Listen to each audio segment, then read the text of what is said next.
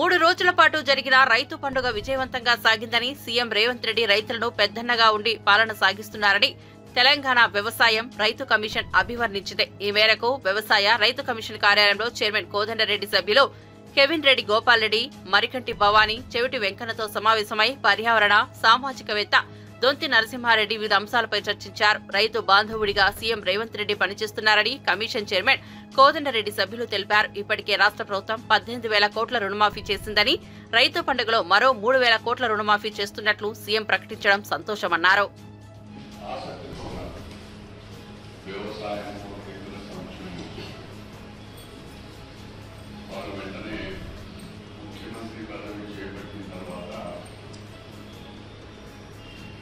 Commission వేయాలనే అభిప్రాయం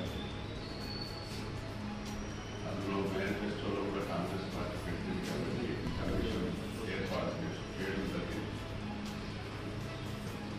ఇది ఈ కమిషన్లో వ్యవసాయానికి సంబంధించిన ఏ విధంగా వ్యవసాయాన్ని లాభసాటిగా ముందుకు తెచ్చుకోవాలనేది ఒక భాగం అయితే, రైతు అడుగడుగున ఇబ్బంది పడుతుంది. రైతుకి ఏ విధంగా ప్రభుత్వాలు సహాయం చేయవచ్చు అనేది ఈ 2 అంశాలపైన కమిషన్ వేయడం జరిగింది. మీ అందరితో కమిషన్ పక్షాన, రాష్ట్ర ప్రభుత్వం పక్షాన మీకు ధన్యవాదాలే కాకుండా మీ సహకారం కూడా కావాలి. మీరు చాలా కాలంగా విత్తన రంగంలో మీరు పనిచేస్తున్నారు. అనేకమైన ఇబ్బందులు వచ్చినాయి గతంలో కూడా. సో నాకుండే అభిప్రాయం, నేను ప్రతిపక్షంలో ఉన్నప్పుడు 1994 అప్పుడు పత్తి విత్తనాలు కల్తీ వరంగల్లో బాగా రైతులకు మోసం చేసింది. పంట బాగా నష్టమైంది. పార్టీ నన్ను ఆదేశించింది అక్కడ వరంగల్ జిల్లాకు వెళ్ళమని. చిత్తూరు జిల్లా ఏర్పేడు మండలంలోని ప్రసిద్ధ గుడిమల్లం శ్రీ పరమరామేశ్వరి స్వామి ఆలయాన్ని మాజీ మంత్రి ఆర్కే రోజా సందర్శించారు. స్వామివారిని దర్శించుకుని ప్రత్యేక పూజలు నిర్వహించిన ఆమె ఆలయ పరిసరాలను సుదీర్ఘంగా పరిశీలించారు. ఆలయానికి చెందిన చారిత్రక ప్రత్యేకతలు తెలుసుకున్న రోజా ఆలయ అభివృద్ధి కార్యక్రమాలకు తన వంతు సహాయం అందించనున్నట్లు తెలిపారు. భక్తులు పెద్ద సంఖ్యలో స్వామి దర్శనానికి తరలివచ్చారు. ఆలయ నిర్వాహకులు రోజుకు స్వాగతం పలికి దర్శన ఏర్పాట్లు చేశారు. మమ అంతరిక్షమురగోతమఖ్యం పవతాం తామి అస్మిన్ దేవాద్రవినమాయ జంతాం మయ్యా శ్రీరస్తు మయ దేవహూతిః. ఓం ధ్రువం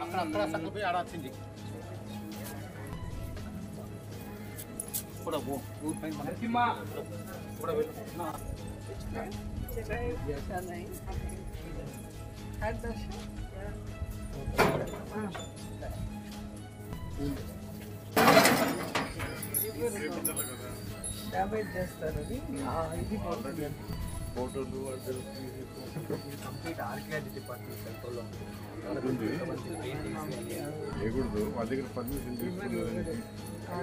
సెంట్రల్ ఆర్కియాలజీలో అధ్యాయాం మమ ఉపార్తానాం సమస్తాద్విదక్షయద్వారా శ్రీ పరమేశ్వరముద్దిశ్య పరమేశ్వర ప్రీత్యర్థం శుభాభ్యాం శుభే శోభనే ముహూర్తే అద్య బ్రహ్మణః द्वितीयपरार्थे श्वेतवराह कल्पे वैवस्वतमन्वन्तर कलयुगे प्रथमपादे जन्मोद्वीपे भरतवर्षे भरतखण्डे शताब्दे मेरु दक्षिणदिग्भागे श्रीशैलस्य आग्नेय प्रदेशे कृष्णा कावेर्यो मध्यप्रदेशे वीरक्षेत्रे श्री आनंदवल्ली समेता परशुरामेश्वर स्वामी क्षेत्र मध्ये वल्ली देवसेना समेता षण्मुख सुब्रह्मण्येश्वर स्वामी देवालय सन्निधौ श्रीमानां भगवतः यजमानस्यानां गोत्रः नामधेयस्य शिवगोत्रोद्भवाय मखा नक्षत्रे जाताय सिंहराशो युक्तस्य शवमणि नामधेयस्य स्वाति नक्षत्रे जाताय तुलाराशो युक्तस्य रोजा नामधेयस्य पूर्वाभाद्रा नक्षत्रे जातस्य कुंभराशो युक्तस्य मंशुमालिका नामधेयस्य पुनर्वसु नक्षत्रे जातस्य मित्रराशो युक्तस्य कृष्णकौशिक नामधेयस्य शन्भग नामधेयस्य सह कुटुंबस्यानाम् विरलगोत्रोद्भवस्य आर्द्रा नक्षत्रे जाताय मित्रराशो युक्तस्य कुमारस्वामिरेड्डी नामधेयस्य सह कुटुंबस्यानां शुभप्रदायकस्य वेणुलगोत्रोद्भवाय स्वाति नक्षत्रे जातः तुलाराशो युक्तस्य रामप्रसाद नामधेयस्य सह कुटुंबस्य शुभप्रदायकस्य श्रीमानां गोत्र उपजेट्लगोत्रोद्भवस्य कृष्णारेड्डी नामधेयस्य मित्रराशो जातस्य शारदा नामधेयस्य मीनराशो जातस्य धीरज रेड्डी नामधेयस्य షణ్మిక్. ప్రమాదం జరిగిన వెంటనే క్షణాల్లో ఆ సమాచారం హైడ్రాకు చేరేలా టెక్నాలజీని తీసుకుని రావాలని హైడ్రా కమిషనర్ ఏవి రంగనాథ్ అన్నారు.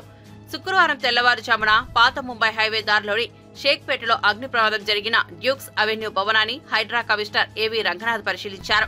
ఈ సందర్భంగా ప్రమాదానికి గల కారణాలను అక్కడి హైడ్రా డీఆర్ఎఫ్ ఫైర్ బృందాలను అడిగి తెలుసుకున్నారు. అలాగే అగ్ని ప్రమాదం చోటు చేసుకున్న 2వ అంతస్తుని పరిశీలించారు. ఆకాశ్ ఇన్స్టిట్యూట్ నడుస్తున్న 2వ అంతస్తు మొత్తం అగ్నికి ఆహుతైంది. అగ్ని ప్రమాద సమాచారం తెలియగానే అక్కడికి చేరుకున్న అగ్నిమాపక దళంతో పాటు హైడ్రా డిజాస్టర్స్ రెస్పాన్స్ ఫోర్స్ మంటలను 2వ అంతస్తుకే పరిమితం చేశారని వారు తెలిపారు.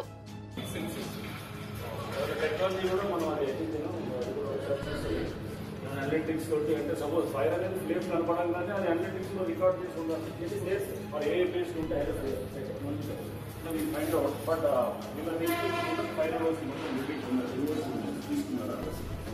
సో రైట్ అంటే ఇది నాన్ ప్రకారం చేశారు. బట్ ఒక పాసిబిలిటీ లోపల right side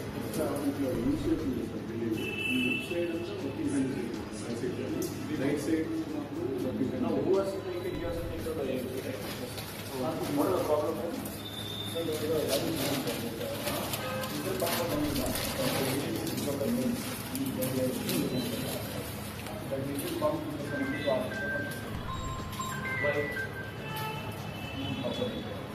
That's what I mean. So somebody has to take care of the maintenance part.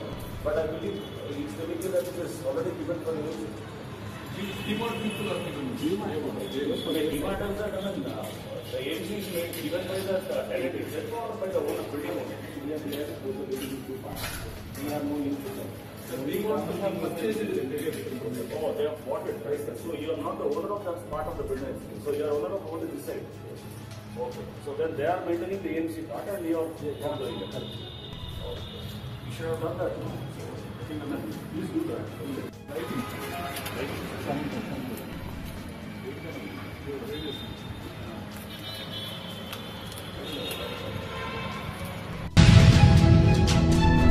Paris Paralympics పతక విజేత తెలంగాణ ముద్దుబిడ్డ దీప్తి జీవాంజీ రాష్ట్రపతి ద్రౌపది ముర్ము చేతుల మీదుగా అర్జున అవార్డు అందుకున్నారు. 2025 జనవరి 17వ తేదీన రాష్ట్రపతి భవన్లో జరిగిన ప్రత్యేక కార్యక్రమంలో రాష్ట్రపతి ముర్ము దీప్తికి అవార్డు ప్రదానం చేశారు.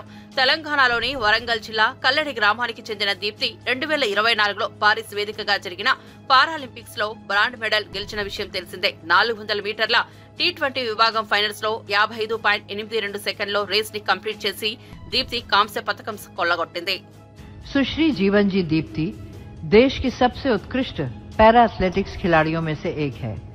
उन्होंने 2024 पैरालंपिक खेलों में कांस्य पदक, 2024 विश्व चैंपियनशिप में स्वर्ण पदक, 2023 चौथे एशियाई पैरा खेलों में स्वर्ण पदक हासिल किए. सुश्री जीवन जी दीप्ति को पैरा एथलेटिक्स खेल में उनकी उत्कृष्ट उपलब्धियों की मान्यता प्रदान करते हुए वर्ष 2024 के लिए अर्जुन पुरस्कार प्रदान किया जाता है. सुश्री जीवन जी Deepti.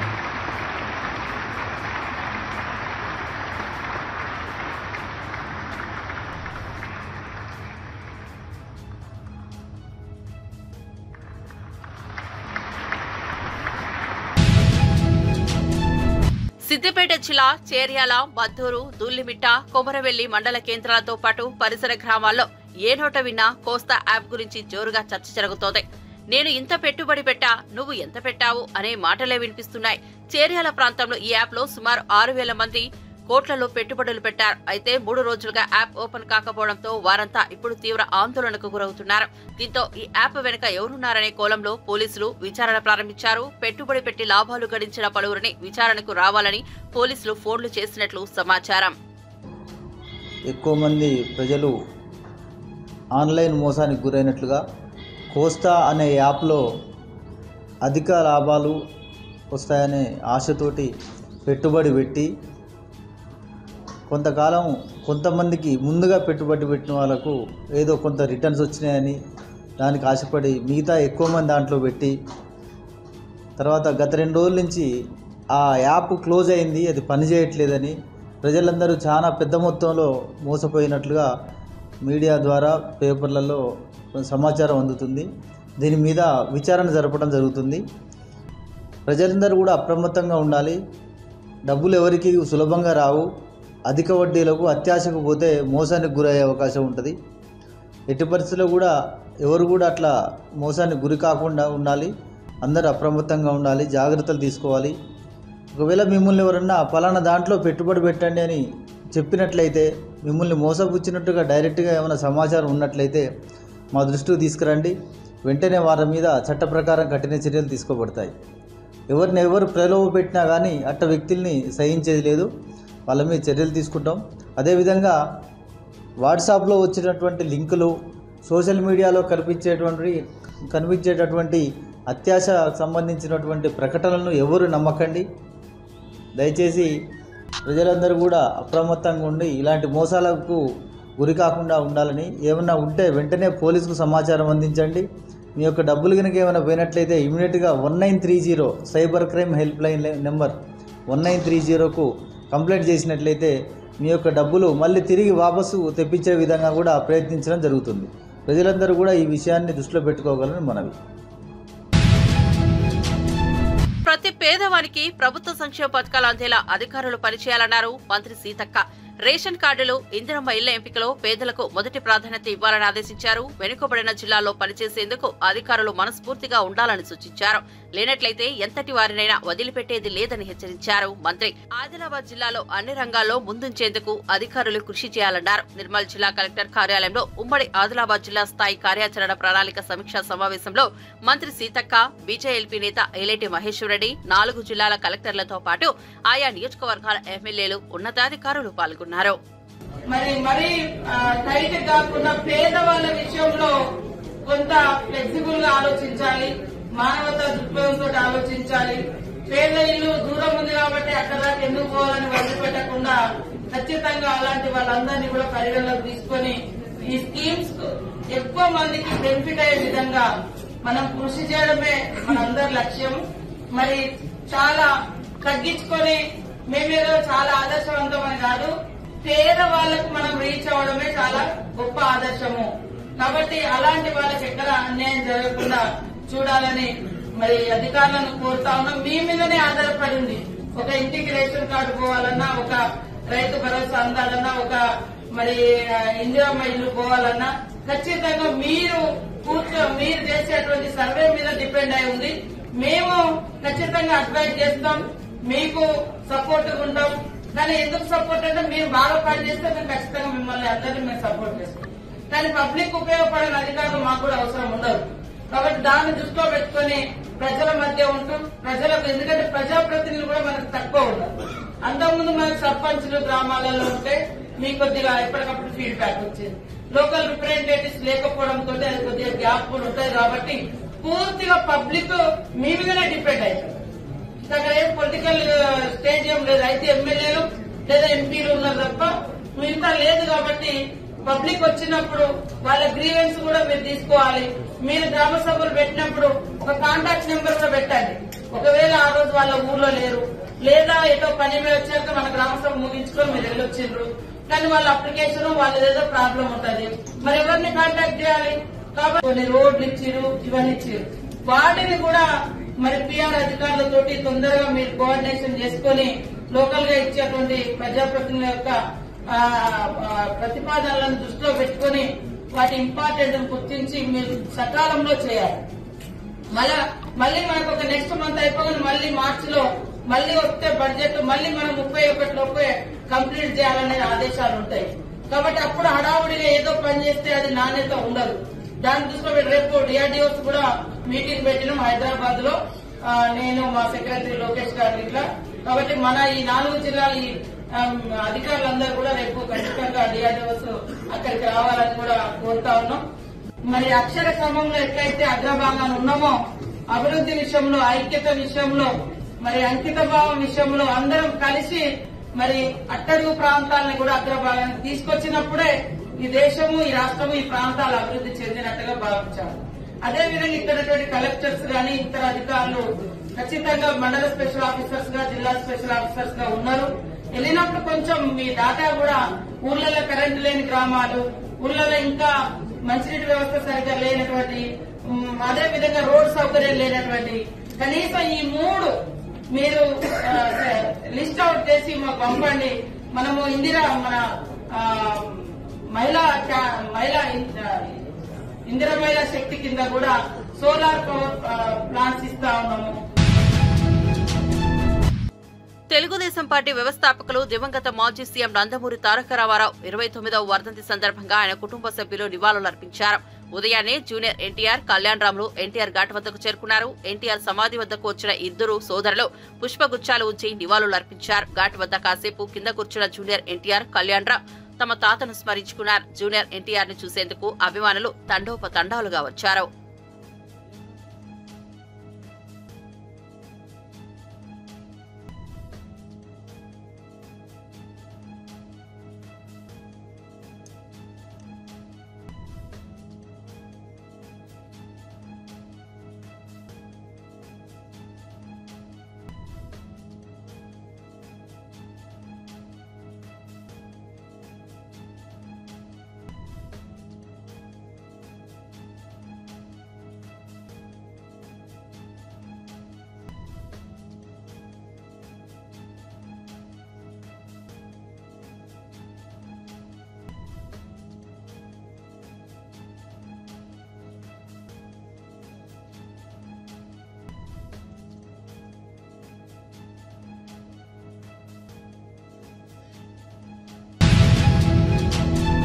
Welcome to top headlines. Visakha steel plant కు 11,440 కోట్ల ప్యాకేజీ ప్రకటించిన ప్రధాని మోదీ.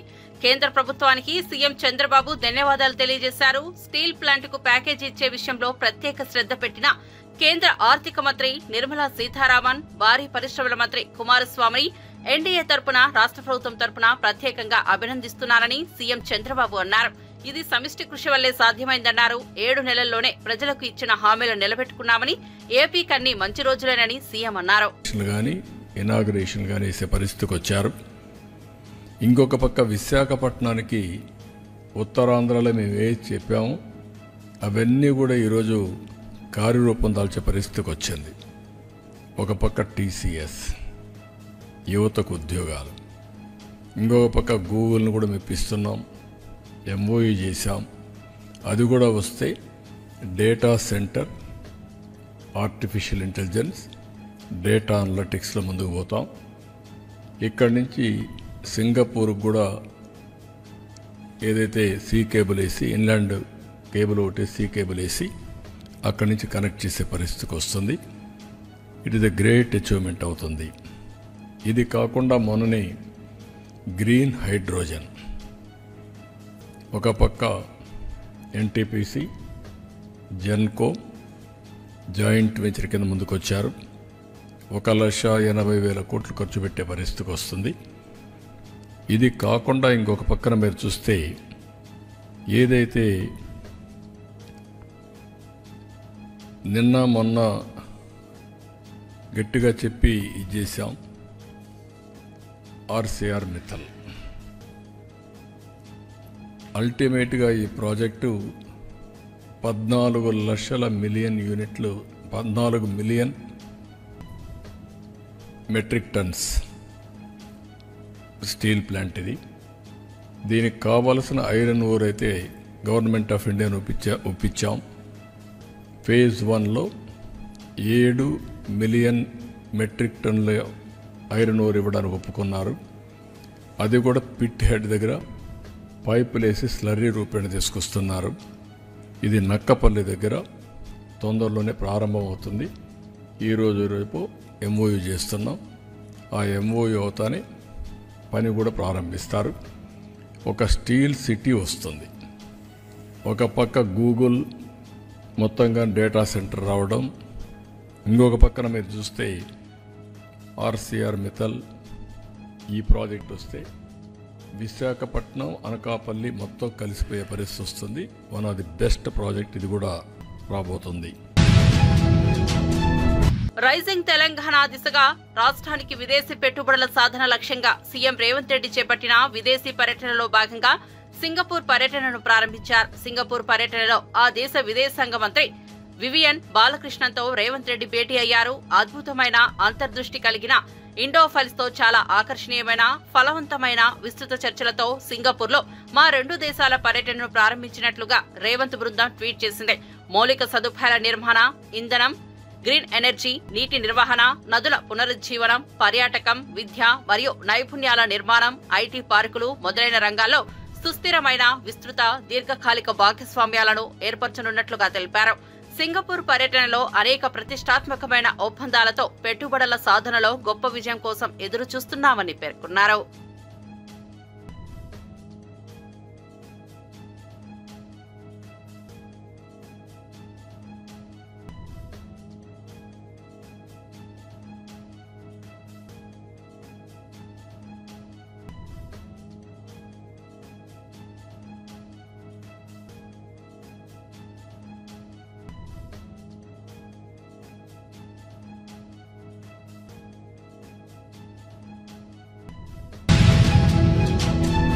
విశాఖ స్టీల్ ఫ్యాక్టరీకి 11,440 కోట్ల ప్యాకేజీని కేంద్రం ప్రకటించిన సందర్భంగా దగ్గుపాటి పురంధేశ్వరి అభినందనలు తెలియజేశారు.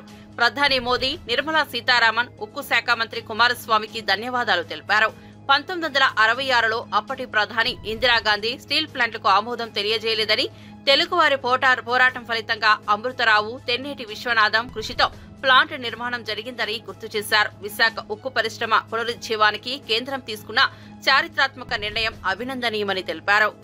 చూసినట్లయితే 1966వ సంవత్సరంలో అప్పటి ఆంగ్లో అమెరికన్ కన్సార్షియం ఏదైతే ఉందో విశాఖపట్నంలో విశాఖపట్నం స్టీల్ ప్లాంట్ ని స్థాపించాలి అని చెప్పినప్పుడు అప్పటి ప్రధానిగా ఉన్నటువంటి ఇందిరాగాంధీ గారు దీనికి ఒప్పుకోలేదు. 1966వ సంవత్సరంలో అప్పటి ఆంగ్లో అమెరికన్ కన్సార్షియం ఏదైతే ఉందో విశాఖపట్నంలో స్టీల్ ప్లాంట్ ని స్థాపించాలి అని చెప్పినప్పుడు అప్పటి ప్రధానిగా ఉన్నటువంటి శ్రీమతి ఇందిరాగాంధీ గారు దీనికి ఒప్పుకోలేదు.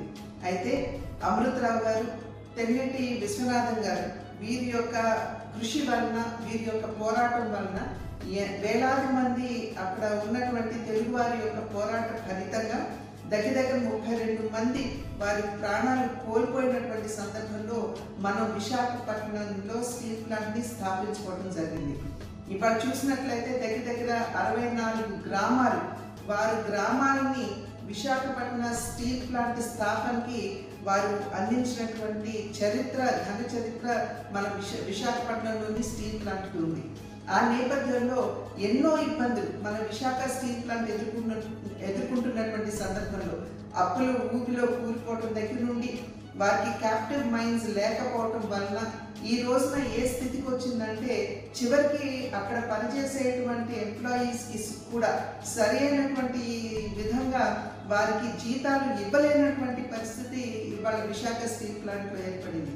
చాలా మంది కార్మికులు మా దగ్గరికి వచ్చి ఒక నెల 35% ఇచ్చారని, ఒక నెల 60% ఇచ్చారని చెబుతూ సంపూర్ణంగా వారికి జీతాలు అందడం లేదు, మా కుటుంబాలు ఏ విధంగా చివరి వెళ్ళాలి అని చెప్పి అనేక సందర్భాల్లో వారు ఆందోళన చెందడం జరిగింది.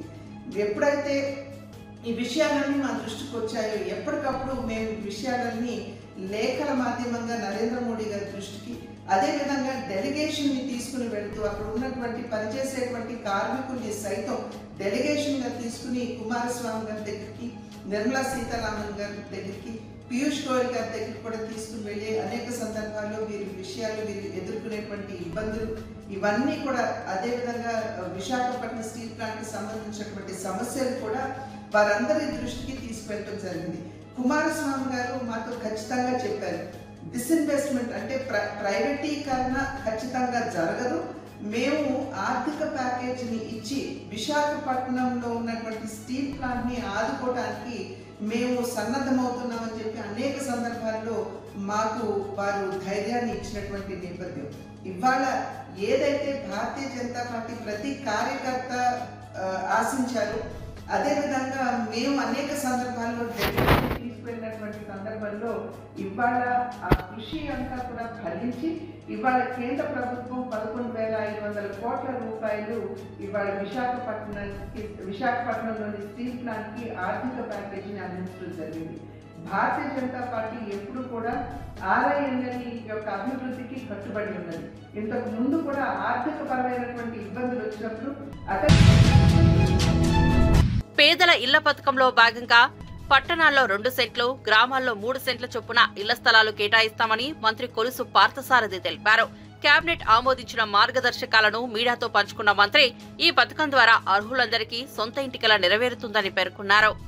ముఖ్యమంత్రి గారు ఎంతో ప్రెస్టీజియస్ గా తీసుకున్న ప్రోగ్రాం పేదలందరికీ ఇళ్లు. ఈ ప్రోగ్రాం కింద 3 సెంట్లు రూరల్ లో, 2 సెంట్లు అర్బన్ లో ఇచ్చే కార్యక్రమాన్ని చేయబోతున్నామని చెప్పేసి మనం చేస్తాం. పట్టణ ప్రాంతాల్లో 2 సెంట్లు ఇళ్ల పట్టాల పంపిణీకి మార్గదర్శకాలను జారీ చేయడానికి చేసిన ప్రతిపాదనకు రాష్ట్ర మంత్రి మండలి ఆమోదం తెలిపింది. దీంట్లో ఏంటంటే ఎలిజిబిలిటీ క్రైటీరియా ఒకటి మంత్రి మండలి దృష్టికి తీసుకురావడం జరిగింది. దాంట్లో ఏంటంటే ఇంతకు ముందు ఎప్పుడు కూడా ఏ గవర్నమెంట్ ద్వారా కూడా హౌసింగ్ స్కీమ్ లో లోన్ పొంది ఉండకూడదు. అప్లికెంట్స్ అందరూ కూడా BPL ఫ్యామిలీగా ఉండాలి. అంతేకాకుండా వాళ్ళకు కంపల్సరీగా ఆధార్ కార్డు ఉండాల్సిన అవసరం ఉంది. మెట్ట ప్రాంతం 5 ఎకరాలకు మించి ఉండకూడదు. మాగాణి ప్రాంతం 2.5 ఎకరాలకు మించి ఉండకూడదని చెప్పేసి నేను మనవి చేస్తా ఉన్నాను. అదే విధంగా గతంలో ఇళ్ల స్థలాలు ఇచ్చారు. కొన్ని వేల మంది, లక్షల మంది వారిచ్చిన లేకపోతే వారు సెలెక్ట్ చేసిన లేఅవుట్లు నివాసయోగ్యం కాదని, లేకపోతే కొన్ని చోట్ల లో లయింగ్ ఏరియా ఆల్మోస్ట్ చెరువుల్లో ఇచ్చారని, లేకపోతే బరియల్ గ్రౌండ్స్ పక్కన ఉన్నాయని చెప్పేసి చాలా మంది అసలు ఒక్క ఇల్లు కూడా కట్టుకున్న దాఖలాలు లేవు. వేల లేఅవుట్స్ లో వాళ్ళందరికీ కూడా